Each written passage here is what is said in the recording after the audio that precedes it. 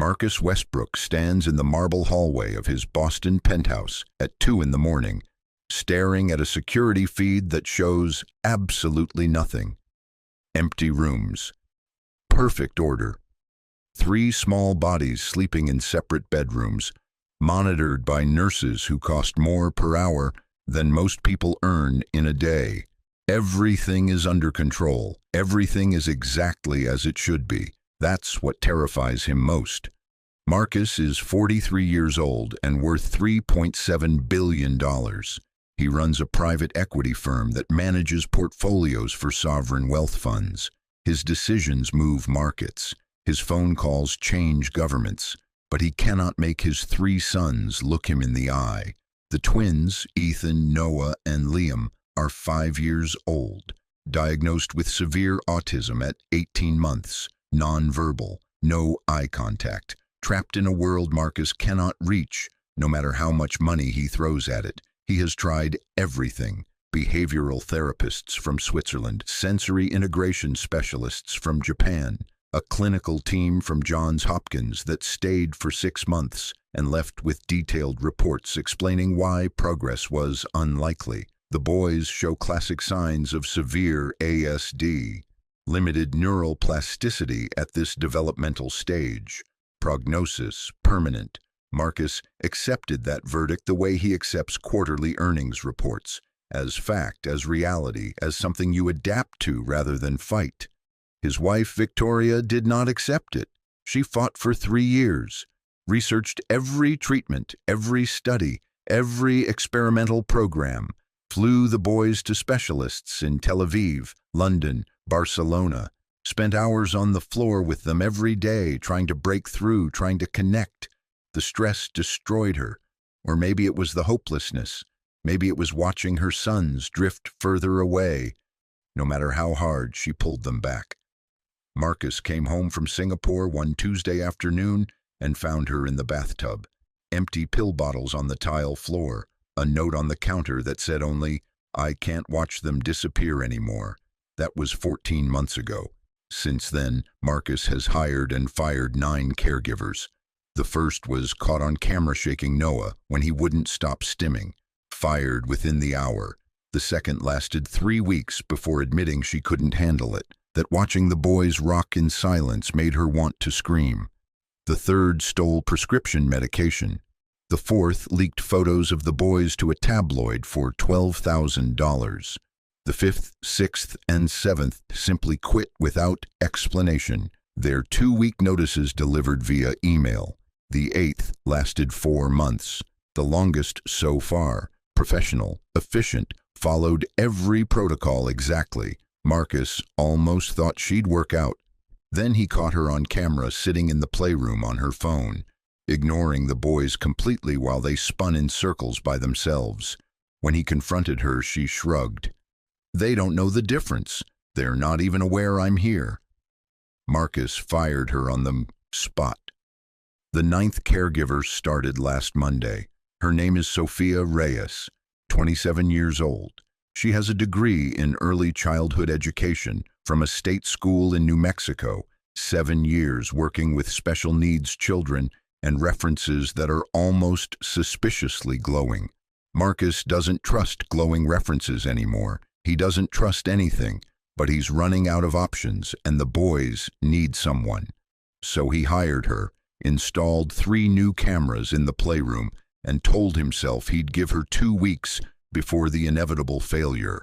It's been 6 days. If you're enjoying this story so far, don't forget to hit the like button and subscribe. Drop a comment telling me where in the world you're watching from. I love hearing from you. Sophia arrived on a Monday morning carrying a single backpack and wearing jeans that had been mended at the knee. She looked young, too young, and Marcus's first thought was that she wouldn't last a week.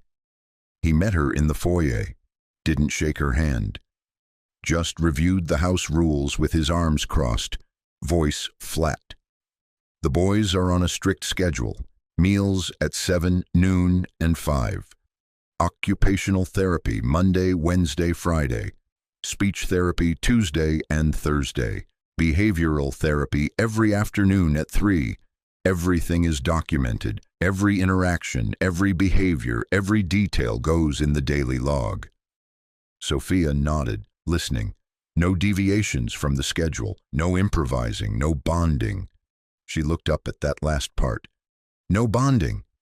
They don't bond, Marcus said coldly. They're autistic. They don't form attachments the way typical children do.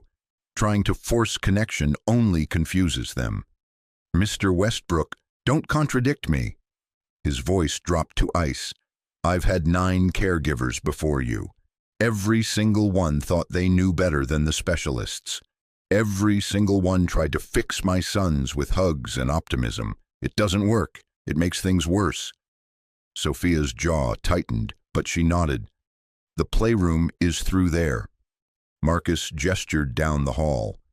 They're with the morning nurse right now. She'll brief you on their current behavioral patterns. He started to walk away, then stopped.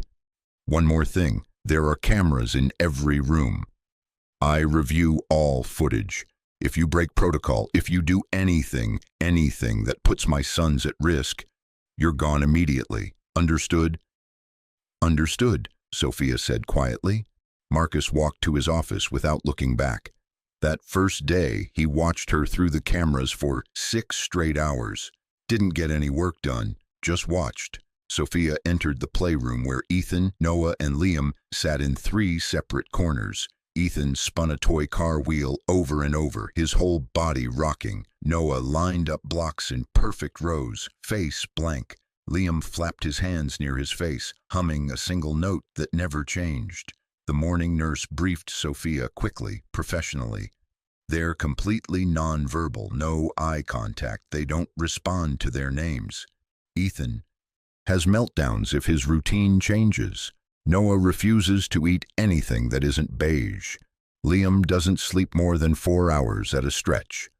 Sophia nodded, taking it in. Good luck, the nurse said, and there was something in her tone.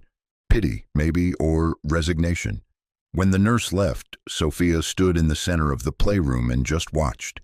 Didn't approach the boys, didn't try to interact, just observed for a long, quiet moment. Then she sat down on the floor, cross-legged, and pulled a book from her backpack. Not a therapy manual or behavioral guide. A children's picture book about elephants. She opened it and began reading aloud. Not to the boys specifically, they gave no indication they heard her, but to the room itself. There once was an elephant who felt too big for the world. Marcus watched from his office, frowning. This wasn't protocol. She should be documenting their baseline behaviors, reviewing therapy notes, preparing for the afternoon session. But she just read. Her voice was calm, steady, unhurried. Liam's humming changed pitch, just slightly. Marcus leaned closer to the monitor. Sophia kept reading, didn't acknowledge the change. The elephant tried to make himself smaller. He hunched his shoulders. He took quiet steps. Noah's hands paused over the blocks for just a second, then resumed their careful alignment. Marcus's pulse quickened. Sophia finished the story and closed the book. She didn't try to show it to the boys or engage them, just set it aside and sat quietly for another moment. Then she stood, moved to the corner where the sensory toys were kept, and began organizing them, sorting by color, texture, type, humming softly while she worked. Not a melody exactly, just sound. Gentle presence. Ethan's rocking slowed. Marcus stared at the screen. For the rest of that first day, Sophia followed the schedule perfectly, brought the boys to therapy sessions on time, prepared their meals exactly as specified, documented everything in the daily log with neat, careful handwriting. But in between, in the quiet moments between scheduled activities, she did something the other caregivers never did. She was just there, not forcing interaction, not demanding response, just present, calm, offering her existence like an invitation the boys could accept or ignore. By day 3, Marcus noticed something impossible. When Sophia entered the playroom, Liam's humming changed. Always the same shift in pitch, like he was acknowledging her arrival even though he never looked up. When she moved around the room, Noah's eyes would flicker toward her for microseconds before returning to his blocks. When she read her elephant story, which she did every morning now, Ethan's rocking would slow to match the rhythm of her voice. Small things, tiny shifts, the kind of changes that could be coincidence or wishful thinking. Marcus told himself it meant nothing, but on Thursday afternoon, reviewing footage from lunchtime, he saw something that made his coffee mug slip from his hand. Sophia was feeding Noah, a process that usually took 40 minutes of patience and negotiation because he only ate chicken nuggets, plain pasta, or crackers. She'd prepared his plate exactly right.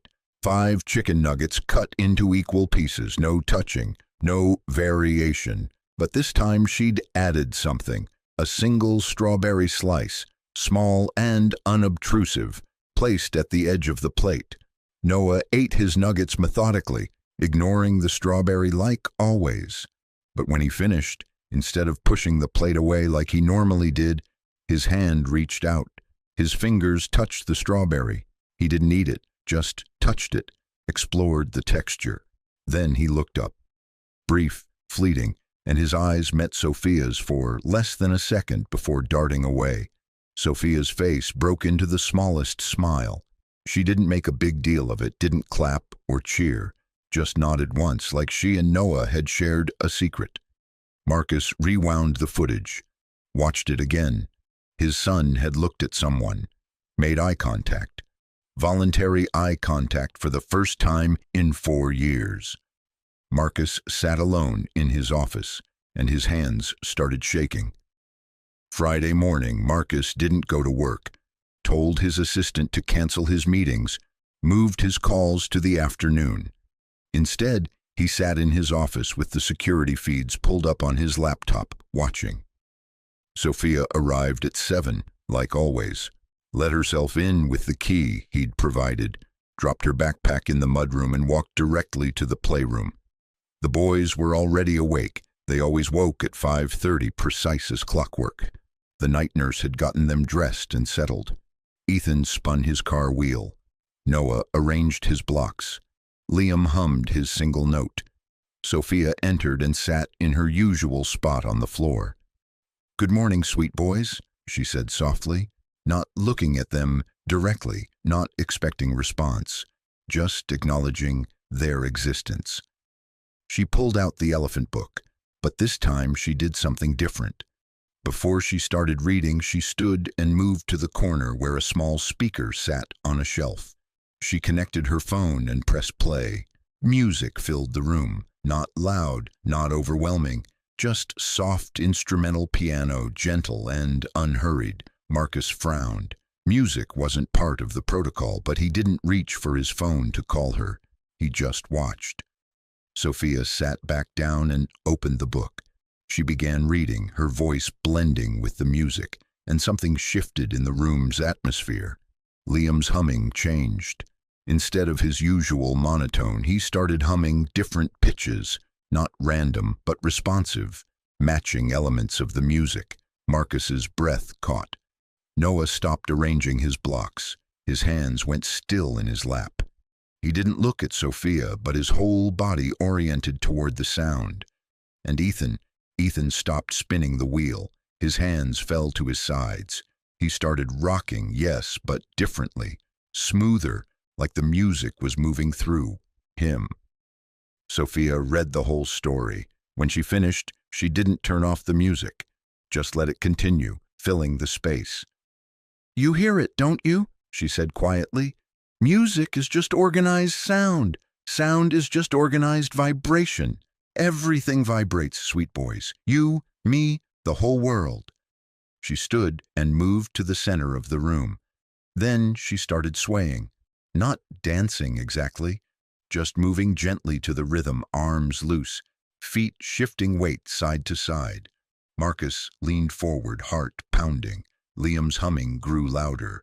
His hands started flapping, the same stimming he always did, but now it matched the beat. Noah's head tilted. He was watching her. Actually, watching her. Sophia held out her hand toward them, not expecting them to take it, just offering. "Moving to music isn't just for people who talk," she said softly. "It's for everyone, even elephants who feel too big." Ethan's rocking intensified, but it wasn't distress. Marcus had watched his son for 5 years. He knew every type of movement. This was different. This was engaged. Sophia kept swaying. The music played, and for 3 full minutes all 3 boys moved, stimming, rocking, humming, but together, in response to something outside themselves. When the song ended, Sophia turned off the speaker and sat back down like nothing miraculous had just happened. "Okay, boys, time for breakfast." She got their meals ready, everything exactly as specified in their dietary plans. But Marcus sat in his office with tears streaming down his face, because for the first time since Victoria died, he'd just watched his sons respond to another human being. That weekend, Marcus didn't watch the cameras. He couldn't. The footage from Friday had broken something open inside him, something he'd sealed shut after Victoria's funeral, after accepting the specialist's verdicts, after giving up. Hope hurt worse than grief. Grief was clean, final. Hope was dangerous. It made you believe things could change, and when they didn't, it destroyed you all over again. Saturday morning, he drove to Victoria's grave. Hadn't visited since the funeral, couldn't bear it. The cemetery was quiet, morning mist still clinging to the grass. Her headstone was simple black granite, Victoria Ann Westbrook, beloved wife and mother. She fought with love. Marcus stood there with his hands in his pockets, throat tight. "I hired someone new," he said to the stone. "Her name is Sophia. She's different." The wind moved through the trees. The boys responded to her. Just small things, but Victoria. His voice cracked. They looked at her. They heard music and they moved. Not like their usual stimming, like they were part of something. He wiped his face with the back of his hand. "I don't know if I can do this again. Don't know if I can let myself believe it means something, because what if it doesn't? What if she's just better at triggering their reflexes?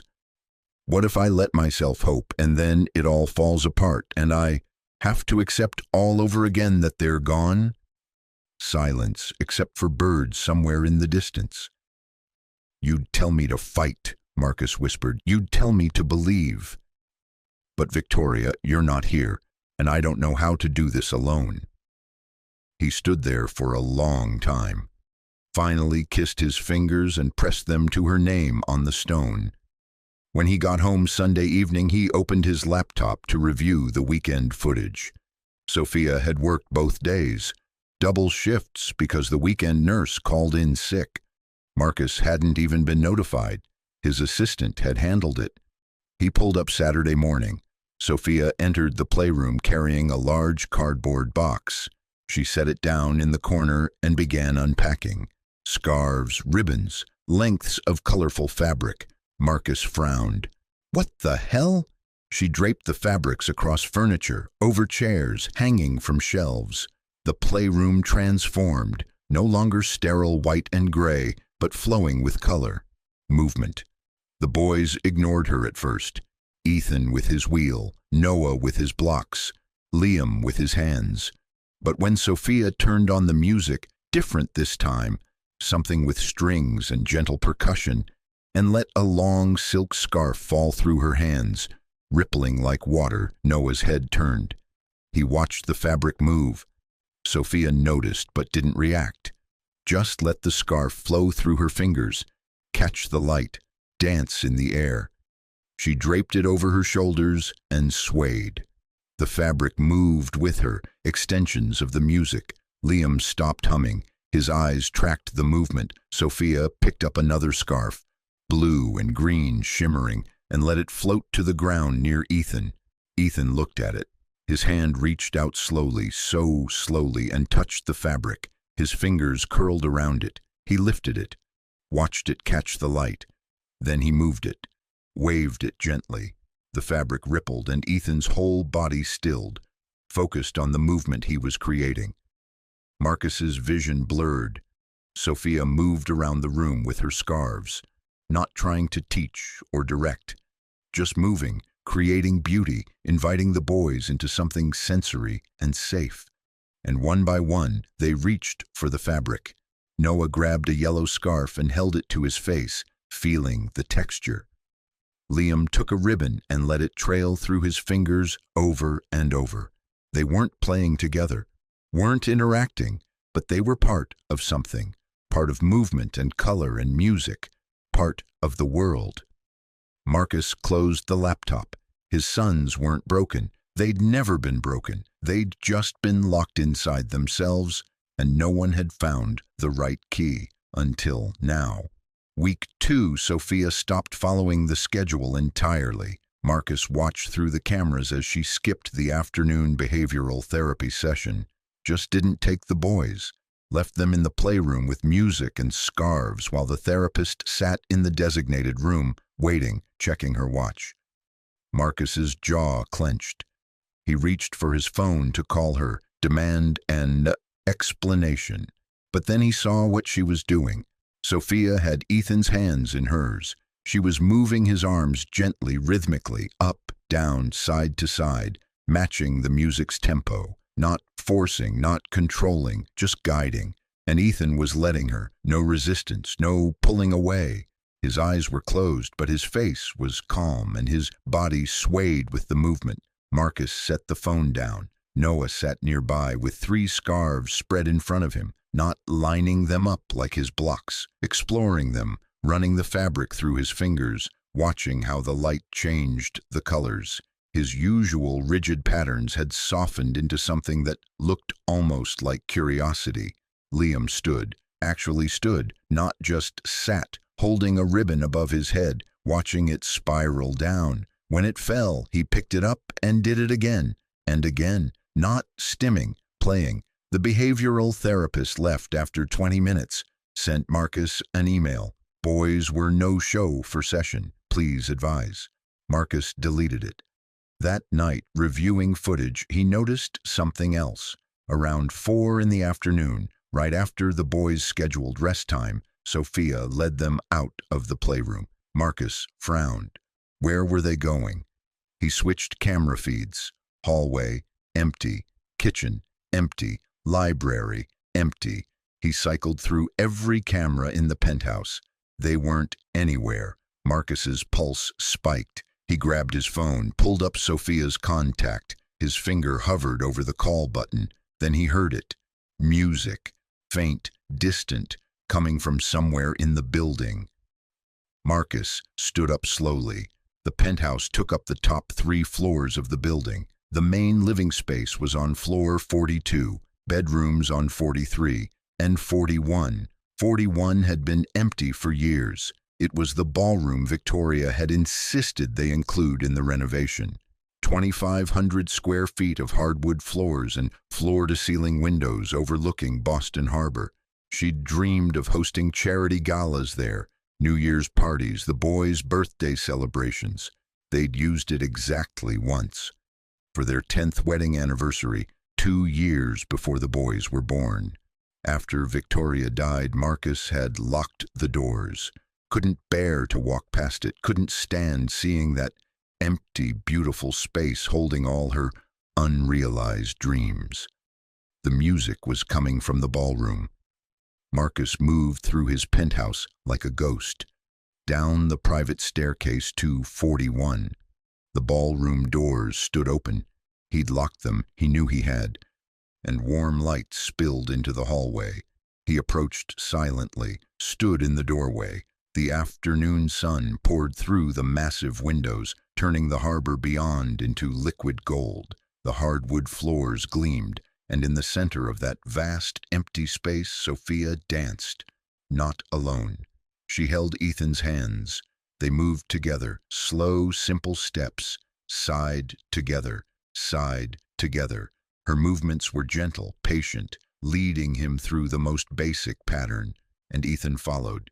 His steps were uncertain, his coordination poor, but he was trying, actually trying to move with her, to match her rhythm.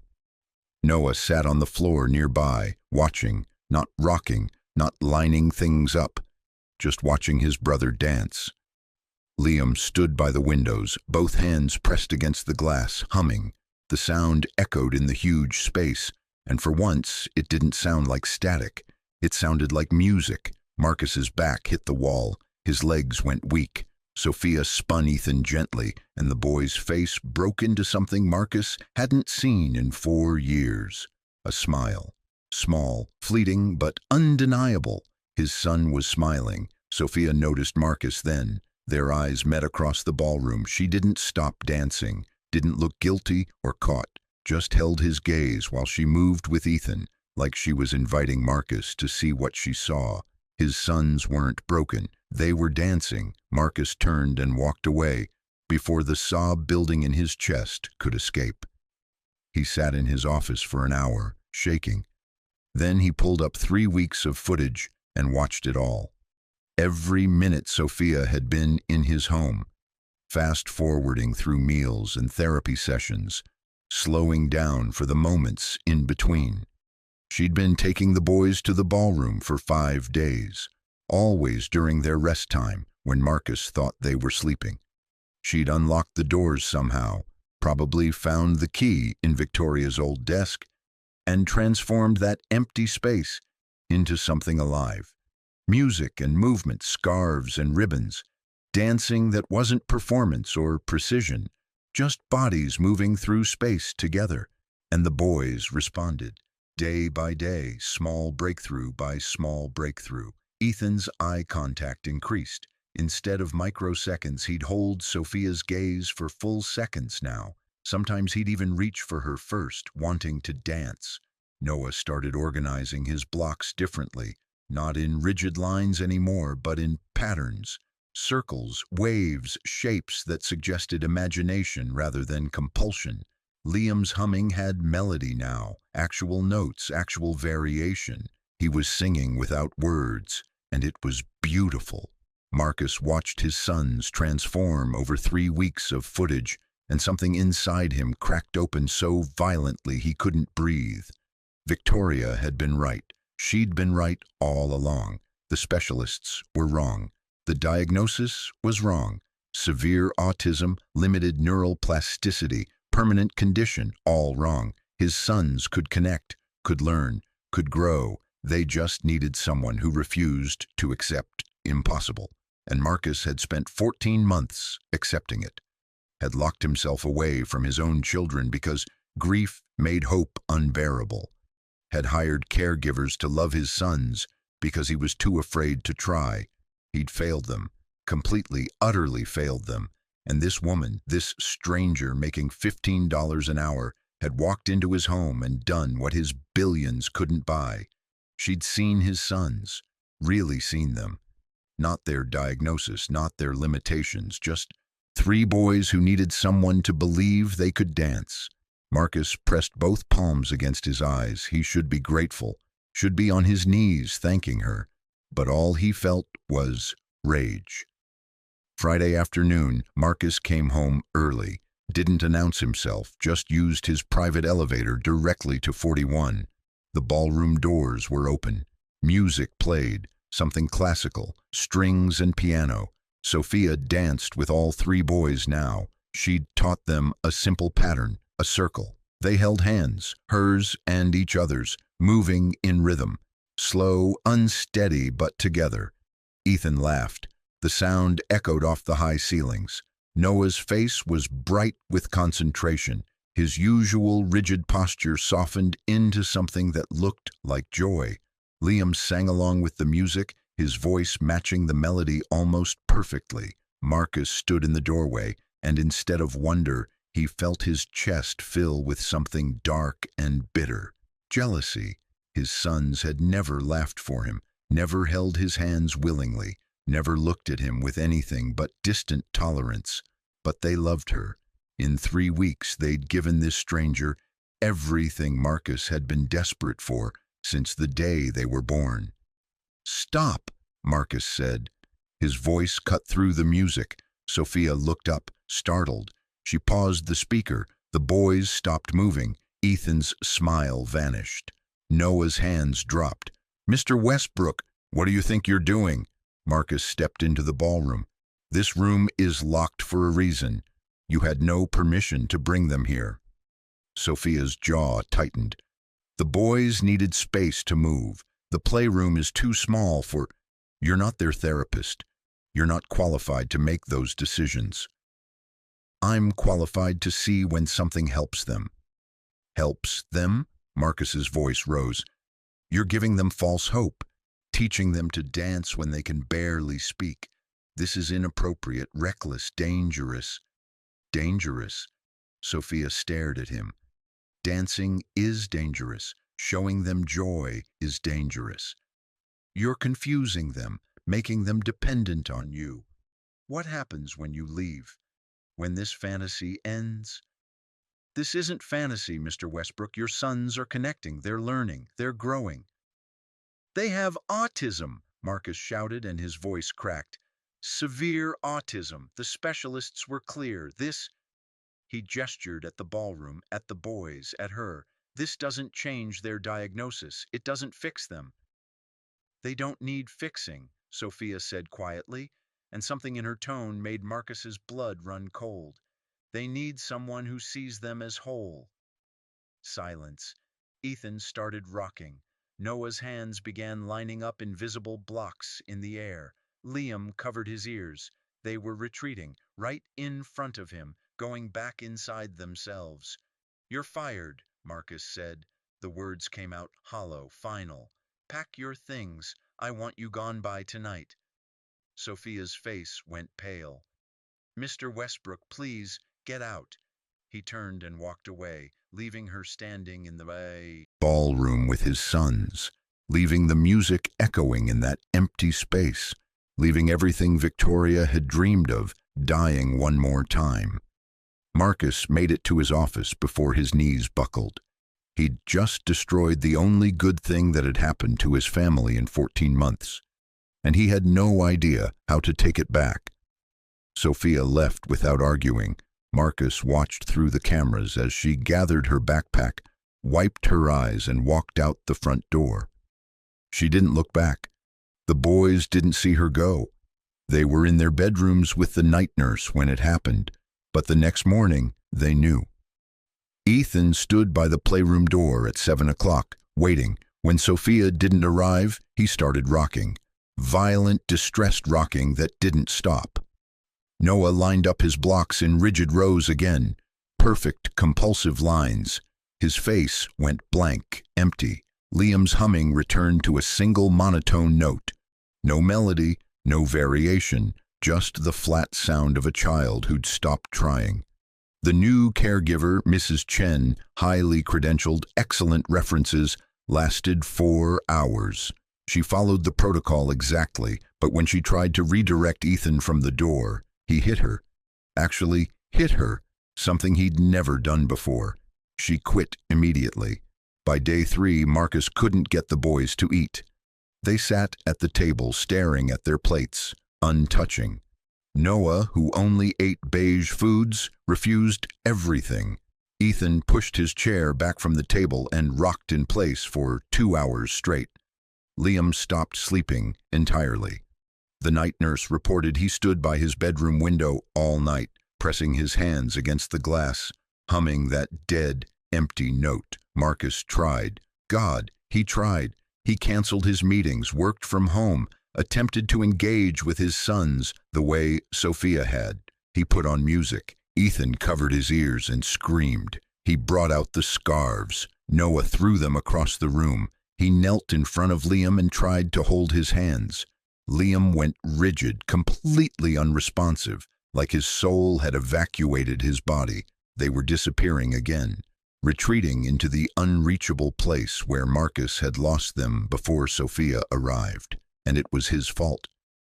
On day 5, Marcus found himself standing in the ballroom at 2 in the morning, The space was dark, empty, silent except for the sound of his own breathing.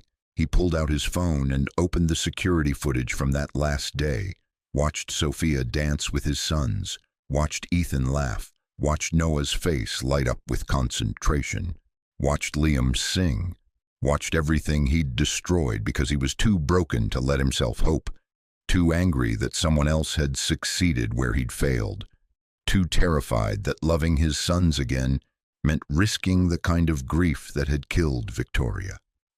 Marcus sank to the floor in the center of that beautiful empty room and finally understood. He hadn't fired Sophia to protect his sons.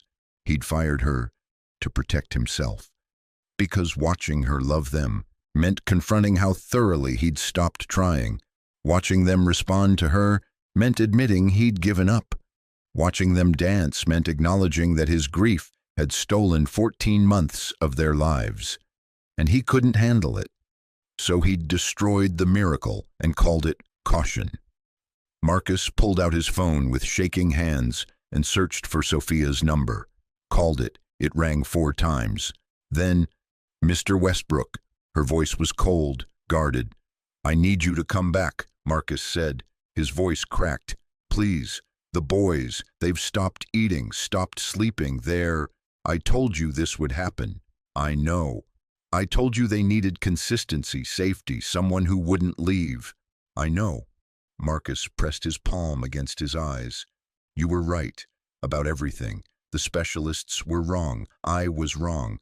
Sophia, please, I'll pay you anything. Triple your salary. Whatever you want." Silence on the other end. "My sons are dying without you," Marcus whispered, "and I don't know how to bring them back." "You can't buy this, Mr. Westbrook." Sophia's voice was quiet but firm. "You can't throw money at it and make it work. Those boys don't need my salary tripled. They need you." "I don't know how." "Then learn." She paused. "I'll come back on one condition. You show up. Actually show up. Not behind cameras, not from your office. You get on that ballroom floor with your sons and you dance with them. You be their father, not their manager." Marcus's throat closed. "What if I can't? What if they won't let me?" "Then you keep trying until they do." Her voice softened just slightly. "They're your sons, Mr. Westbrook. They want to love you. They're just scared you'll disappear again. When can you start?" "I'm keeping the key to the ballroom." "Okay. And you're going to therapy, real therapy, not for them, for you." Marcus exhaled slowly. "Okay. I'll be there Monday morning, 7 o'clock. The line went dead.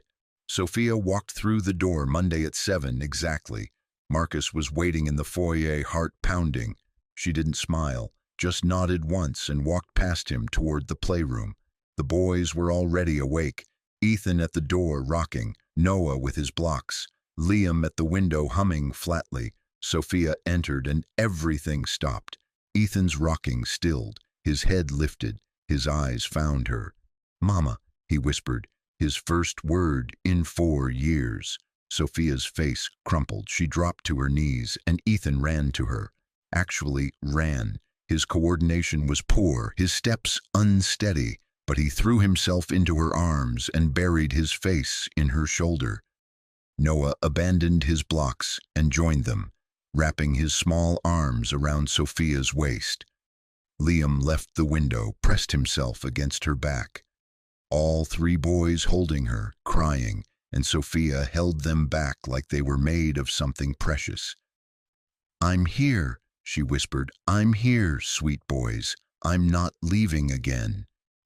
Marcus stood in the doorway, watching his sons cling to the woman who'd refused to give up on them, and something inside him finally broke open completely, not with rage this time, with gratitude, with humility, with the terrifying understanding that loving someone meant letting them teach you how. "Mr. Westbrook," Sophia said, looking up at him with red eyes. "Come here." Marcus moved forward on unsteady legs. He knelt beside them. Sophia took his hand and placed it on Ethan's back. "Tell him," she said quietly. Marcus's voice shook. I'm sorry. I'm so sorry I left. I'm sorry I've been hiding. He touched Noah's hair, then Liam's. I'm here now. I'm going to stay here. Liam turned his head. His eyes met Marcus's. Direct, intentional eye contact that lasted 3 full seconds. Then his small hand reached out and touched Marcus's face. Marcus closed his eyes and let the tears fall. 6 months later, the ballroom was full of sound. Music played, something upbeat, joyful. Ethan danced with Sophia, his steps still uncertain but improving every day. He was speaking now, short sentences, clear words. Watch me, Mama, I'm spinning. Noah danced with the occupational therapist who'd started joining their sessions. His rigid patterns had softened into creativity. He choreographed his own movements, making up dances that told stories only he understood. Liam sang along with the music, his voice clear and beautiful. He'd started vocal therapy, and the specialist said he had perfect pitch. A gift, she'd called it, not a deficit. And Marcus danced with all 3 of them. Not gracefully, he had no rhythm, stepped on toes, got the patterns wrong. But his sons laughed when he messed up, grabbed his hands and showed him how. Like this, Papa, Ethan said, demonstrating. Slow. Marcus followed his 5-year-old son's instructions, and his chest ached with joy, so intense it felt like breaking. Sophia stood by the windows, watching. She'd moved into the guest room on floor 43. Not as their caregiver anymore, as family. She'd become Aunt Sophia, the woman who made pancakes on Sunday mornings and read bedtime stories and believed in impossible things until they became real. Marcus had started therapy like she'd demanded, was learning to grieve Victoria without letting that grief steal from his sons, learning to be present instead of perfect, learning that showing up broken was better than not showing up at all. The boys would always be autistic. Their diagnosis hadn't changed, but everything else had.